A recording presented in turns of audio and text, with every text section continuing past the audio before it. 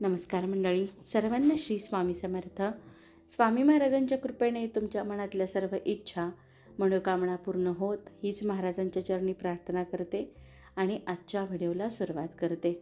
तर मंडळी, उद्या आहे गोकुळाष्टमी. तर गोकुळाष्टमीला आपल्याला तुळशीचे काही उपाय करायचे आहेत. त्याचसोबत आपल्याला एका ग्रंथाचं पारायण देखील करायचं आहे, अगदी कमीत कमी वेळेमध्ये.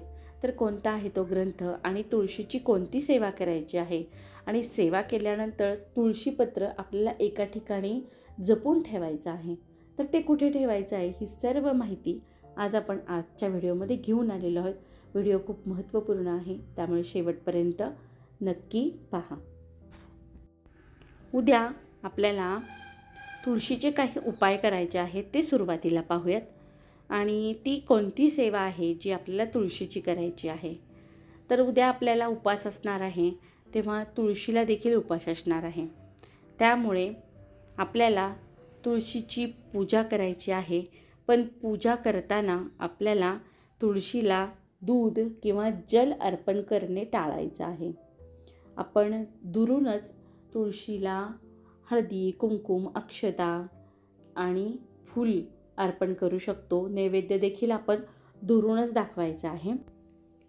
तुळस म्हटलं की ती विष्णुप्रिय आहे आणि बाळकृष्ण हे विष्णूचे अवतार आहे. त्यामुळे बाळकृष्णांना देखील तुळस ही प्रिय आहे. त्यामुळे उद्या सकाळी संध्याकाळी आपल्याला तुळशीची पूजा करायची आहे, दिवा लावायचा आहे. पण तुळशीपत्र किंवा मंजिरी तोडायच्या नाही. ती तुम्ही विकत आणू शकता किंवा आज संध्याकाळ होण्याच्या अगोदर आपल्या जवळपास जिथून असेल तिथून त्या तोडून व्यवस्थित ठेवू शकता. पण तुळशीला दूध किंवा जल अर्पण करायचं नाही, ते टाळायचं आहे. त्यानंतर आपल्याला आपल्या मुख्य दरवाजावर एक पूजन करायचं आहे उद्या. तर त्या मुख्य दरवाजाला आपल्याला साफ करून घ्यायचं आहे. त्यानंतर आपण ज्या पद्धतीनं पौर्णिमेला अमावस्याला पूजन करतो मुख्य दरवाजाचं, ते करून घ्यायचं आहे. म्हणजे हळदी, कुंकू, अक्षदा, धूप, दीप दाखवून घ्यायचं आहे.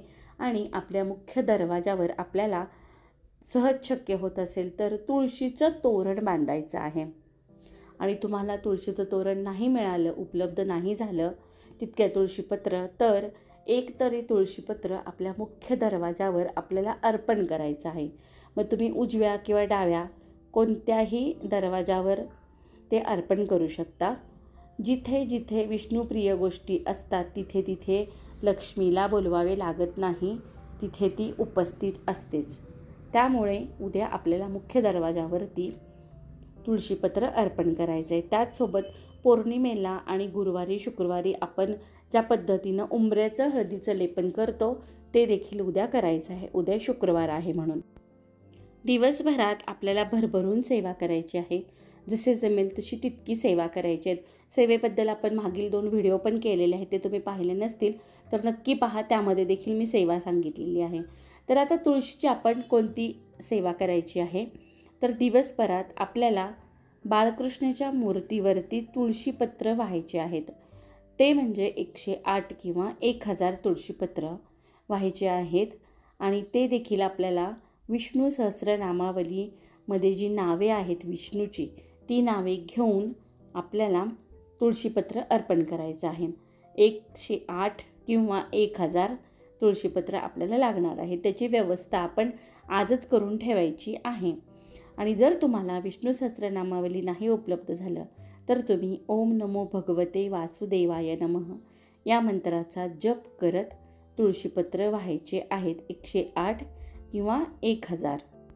जर तुम्हाला 108 किंवा 1000 तुळशीपत्र नाही मिळाले तर तुम्ही एक तुळशीपत्र 1000 वेळेस किंवा 108 वेळेस देखील वाहू शकता, असेही चालते.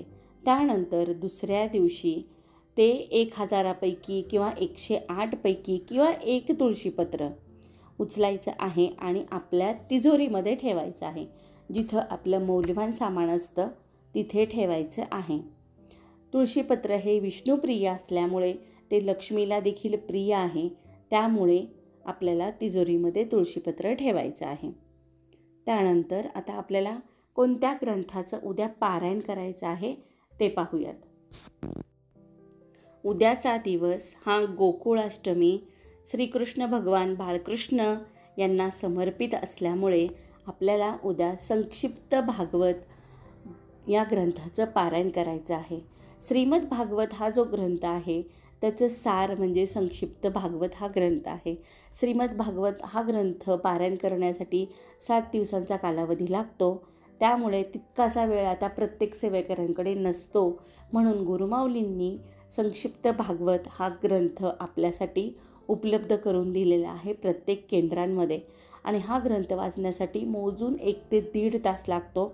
पण या ग्रंथाची प्रचिती तितकीच आहे जितकी श्रीमद भागवत या ग्रंथाची आहे. त्यामुळे उद्या आपल्याला संक्षिप्त भागवत या ग्रंथाचं पारायण करायचं आहे, पठण करायचं आहे, श्रवण करायचं आहे. सकाळी आपली जेव्हा पूजा होईल तेव्हा ह्या ग्रंथाचं आपल्याला पूजन करून घ्यायचं आहे. आणि रात्री आपल्या सेवेपर्यंत दिवसभरात केव्हाही आपल्याला या ग्रंथाचं पारायण करायचं आहे. त्याला एक निश्चित वेळ अशी नाही, पण दिवसभरात तुम्ही केव्हाही करा, चालतं. दिवसभरात आपल्याला ह्या ग्रंथाचं पारायण करायचं आहे. तर अशी ही सेवा आहे. गोकुळाष्टमीला कोणती करायची, तर त्यासाठी केलेला हा व्हिडिओ आहे. कसा वाटला कमेंट करून नक्की सांगा. आवडला असेल तर एक लाईक आणि एक कमेंट करायला विसरू नका. चला तर मग परत अशाच माहितीपूर्ण व्हिडिओमध्ये भेटूया. सर्वांना श्री स्वामी समर्थ.